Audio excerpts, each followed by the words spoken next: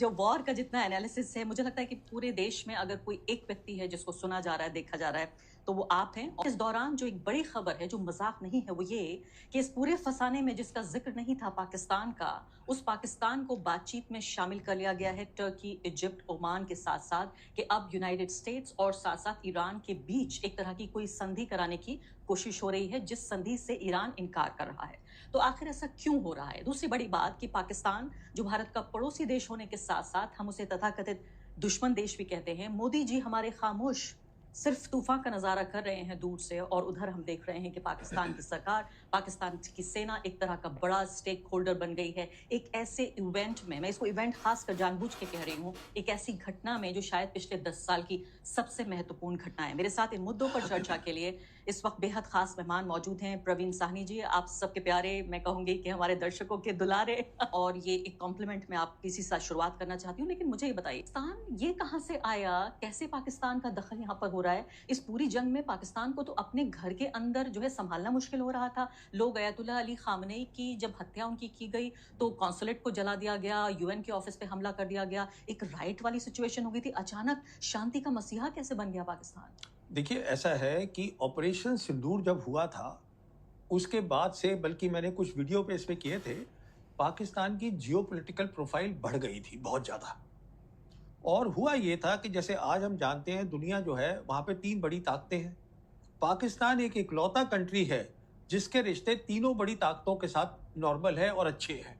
चीन के साथ अच्छे हैं बहुत, वो तो है ही हैं। अमेरिका के साथ उनके रिश्ते बहुत अच्छे हैं। आप देखिएगा कि अमेरिका की जो यूएस कांग्रेस रिपोर्ट आई थी लास्ट ईयर नवंबर की, उसमें साफ लिखा था जो 4 दिन की जंग हुई है हिंदुस्तान और पाकिस्तान के बीच में, तो उसमें पाकिस्तान की फौज ने अच्छा काम किया है। देखा मैंने रिपोर्ट। और साथ में फिर वो बताते रहे, प्रेसिडेंट ट्रंप भी खुश रहे कि मैंने सीज फायर कराया था, और उसको क्रेडिट भी दे रहे थे वो, तो वो भी बड़े खुश है। उन्होंने भी एक रोल दे दिया था इनको वेस्ट एशिया के अंदर जहाँ भी जंग चल रही है। अच्छा, रशिया भी उनके साथ क्लोज रिलेशन करना चाहता है। कहने का मतलब ये है कि तीनों बड़ी ताकतें, उनके साथ उनके रिश्ते बहुत अच्छे हैं।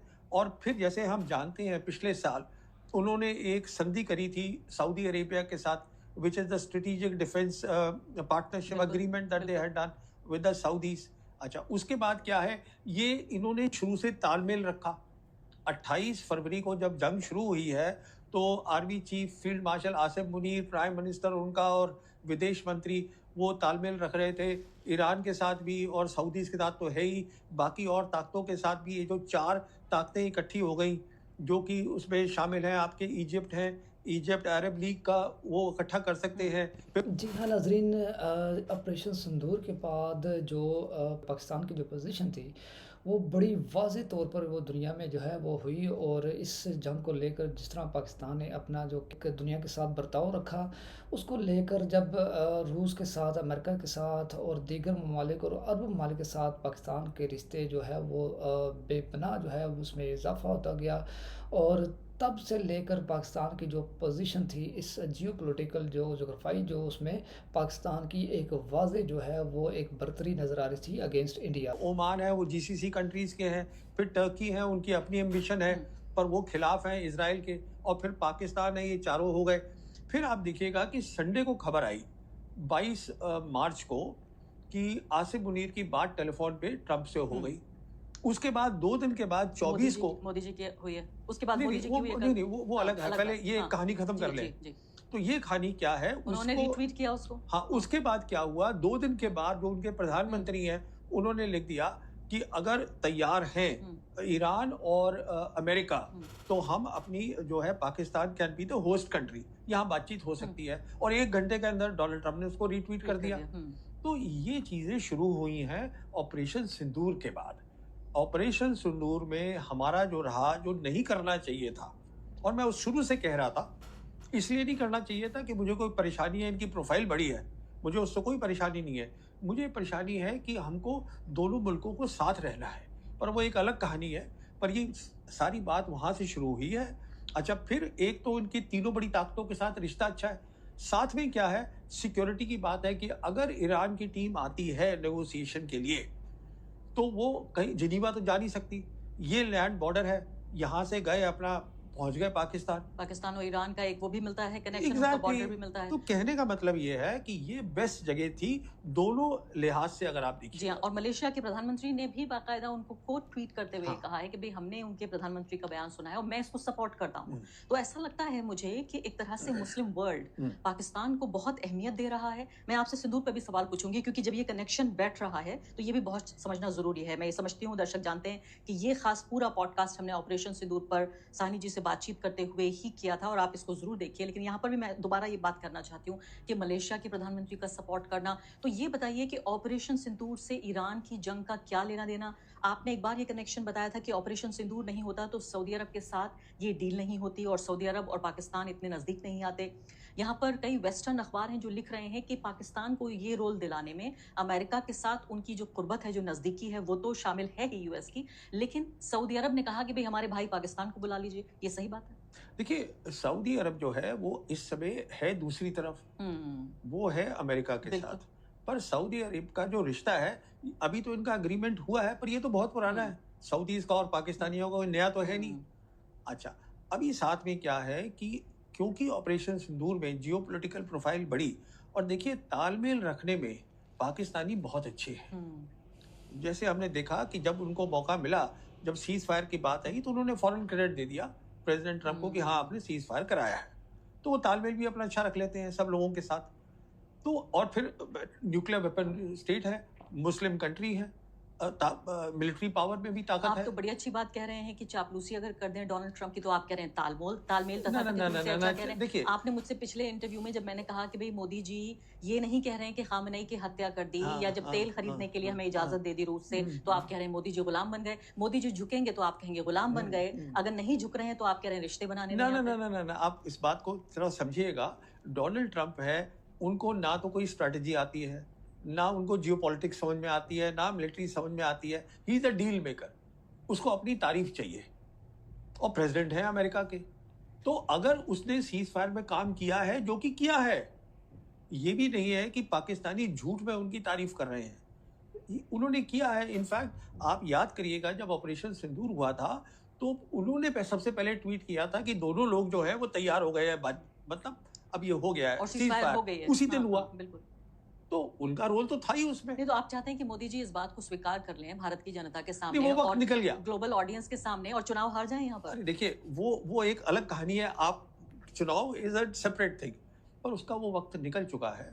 हमारे जो है रिश्ते जो है अमेरिका के साथ जो है, वो डोनाल्ड ट्रंप पर्सनली खुश नहीं है। आपने पिछले 15 मिनट में 3 बार बोला है कि जियोपॉलिटिकल प्रोफाइल पाकिस्तान का हाँ, बेहतर हुआ है। हाँ, मुझे हाँ। आसान शब्दों में समझाइए क्या मतलब हाँ। है इस बात का? जी, इसका मतलब ये हुआ कि आज जो है वो 4 दिन की लड़ाई के बाद, मैं आपके दर्शकों को ऐसे समझाता हूँ कि दुनिया बदल रही है।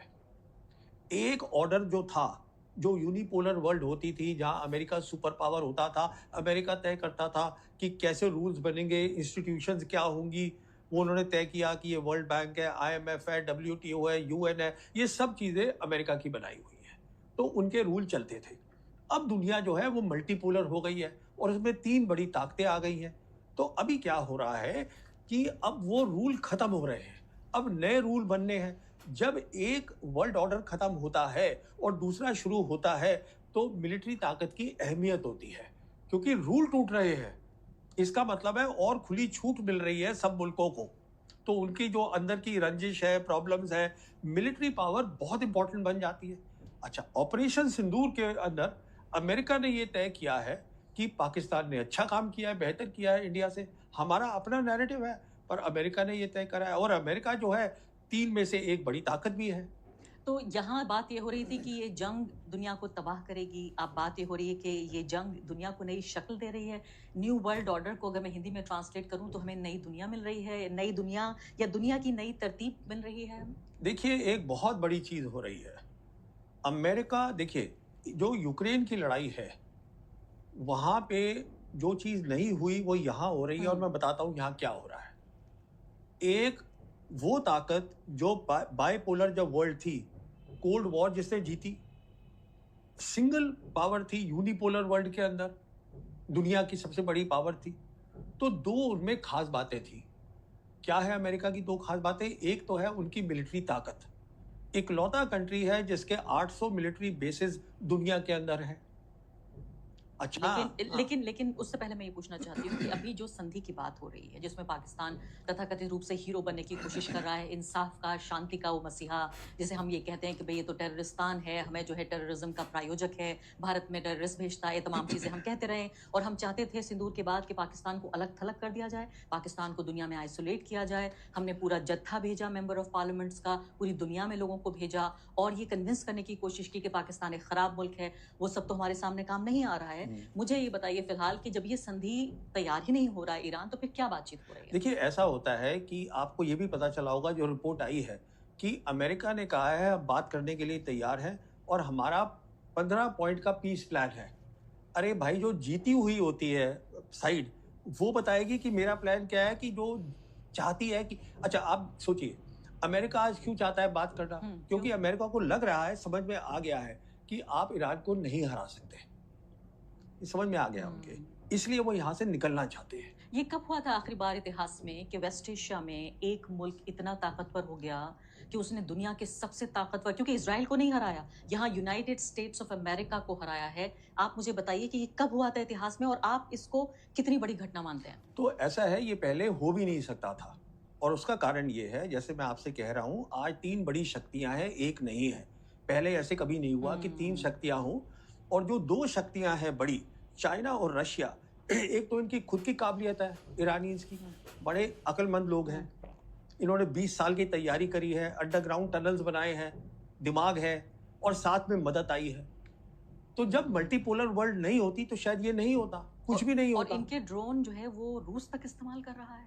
नहीं, वो देखिए, शायद शाहिद ड्रोन? नहीं, हाँ। वो शायद वो एक अलग, आई डोंट, या बट चलिए, that's a different thing. Okay. Main चीज क्या है कि देखिए, जो डिस्टेंस है ईरान का और इजराइल का, वो 1000 किलोमीटर है।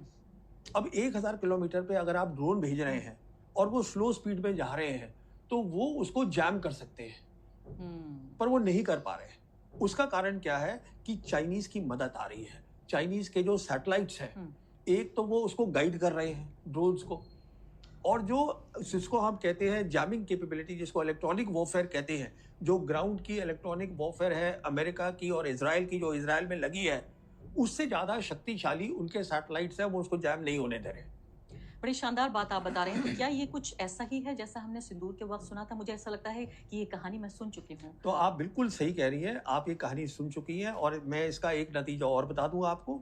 जो आपने कहानी सुनी है वो ये थी कि जो चाइना है, सिंदूर के टाइम पे बिना लड़ाई लड़े हुए खुद अपनी कैपेबिलिटीज के बुत्ते पर उसने अपनी मिलिट्री डोमिनेंस बना ली थी साउथ एशिया में। लड़ाई लड़ा था पाकिस्तान।